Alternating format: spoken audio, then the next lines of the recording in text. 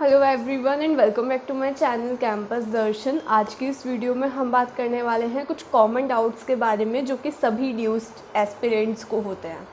तो सबसे पहले अगर बात करी जाए तो बैच 2021 के लिए जो सबसे पहला डाउट है वो यही है कि इस बार CUCET के बेसिस पे एडमिशन होगा या फिर नॉर्मल मेरिट बेसिस पे एडमिशन होगा।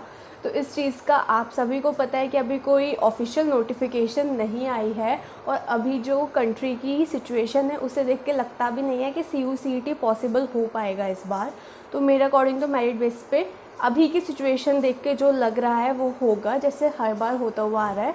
बट आप तैयारी करनी शुरू कर सकते हो, आप एप्टीट्यूड पोर्शन से स्टार्ट कर सकते हो, लैंग्वेज हो गई, रीजनिंग हो गई, इन सब्जेक्टिव पोर्शन आप बाद में कवर कर सकते हो जब सिलेबस आ जाएगा। तो अगर डाउट्स की तरफ बढ़ ही जाए तो सबसे पहला डाउट जो आता है स्टूडेंट्स को वो ये है, जब हम किसी वेबसाइट पे देखते हैं ड्यू की फ़ीस एक साल की 13,000 है, 14,000 है, तो हमें ऐसा लगता है कि ये पर मंथ फ़ीस तो नहीं है या फिर फ़ीस इतनी कम क्यों है।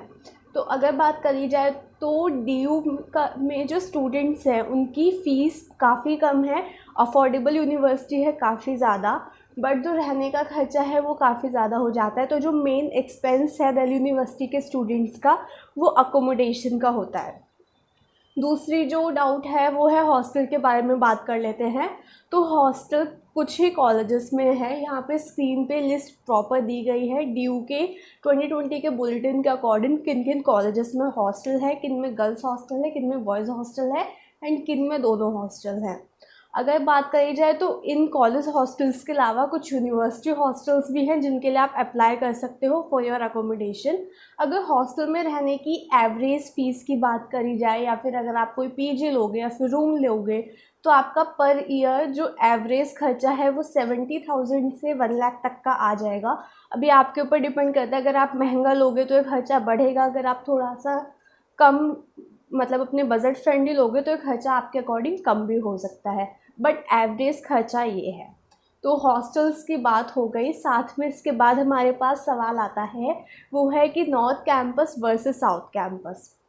तो स्टूडेंट्स इस चीज़ को लेके काफ़ी ज़्यादा कंफ्यूज रहते हैं और मतलब नॉर्थ कैंपस के कॉलेजेस कुछ ही हैं एंड ऑब्वियसली उनकी परसेंटेज कट ऑफ काफ़ी ज़्यादा हाई जाती है।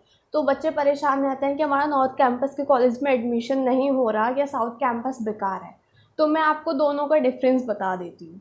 नॉर्थ कैंपस में क्या है, बहुत पास पास में एक अच्छी वाइब्स रहती हैं, काफ़ी सारे कॉलेजेस हैं, इस वजह से तो स्टूडेंट्स बस अब एक कॉलेज तक लिमिटेड नहीं रह जाते, ज़्यादा एक्सप्लोर करने के लिए मिलता है, ज़्यादा क्राउड है एंड काफ़ी एक अच्छा एटमॉस्फेयर है जो कि स्टूडेंट्स के लिए काफ़ी ज़्यादा हेल्पफुल होता है।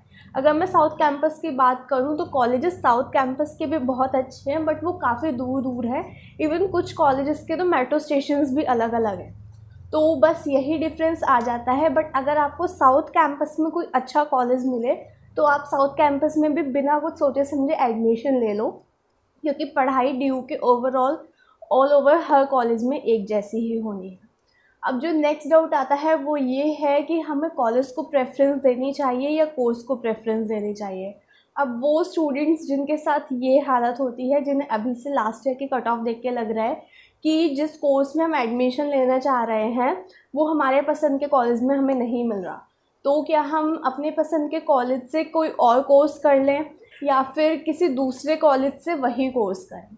तो अब ये चीज़ डिपेंड करती है कि अगर आप वही कोर्स करना चाहते हो एंड आपको अपना फ्यूचर उसी कोर्स में लग रहा है तो आप कॉलेज के ऊपर इतना ध्यान मत दीजिए, क्योंकि पढ़ाई ड्यू के सभी कॉलेजेस में एक जैसी होनी है। आप उसी कोर्स को करिए किसी और कॉलेज से।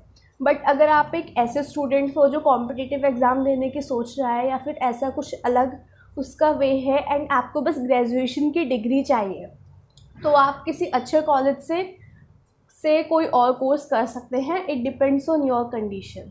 ना तो ड्यू में डोनेशन देके एडमिशन्स होते हैं और ना ही फर्स्ट कम फर्स्ट सर्व वाले बेसिस पे एडमिशन होते हैं। अब इसका मतलब ये है कि जब आपकी कट ऑफ लिस्ट निकलेगी, ज़रूरी नहीं है कि आप जल्दी से, अगर ऑनलाइन रहेगा सब कुछ जैसे कि एज़ एक्सपेक्टेड, कि आप एकदम जल्दी मचाएं कि आपको एडमिशन के लिए अप्लाई करना है या फिर आप वहाँ जाके लाइन में लगे जल्द से जल्द। सभी बच्चों को एडमिशन मिलेगा अगर आप उस कट ऑफ को क्रॉस करते हो। इट डज़ंट मैटर अगर आप उस टाइमलाइन के अंदर हो, फ़र्स्ट कम फर्स्ट सर्विसेज पे एडमिशन्स नहीं होते। यूनिवर्सिटी इस हिसाब से कट ऑफ निकालती है कि जितने भी बच्चे आएंगे इस कट ऑफ के अंदर उन सभी को एडमिशन्स देने हैं।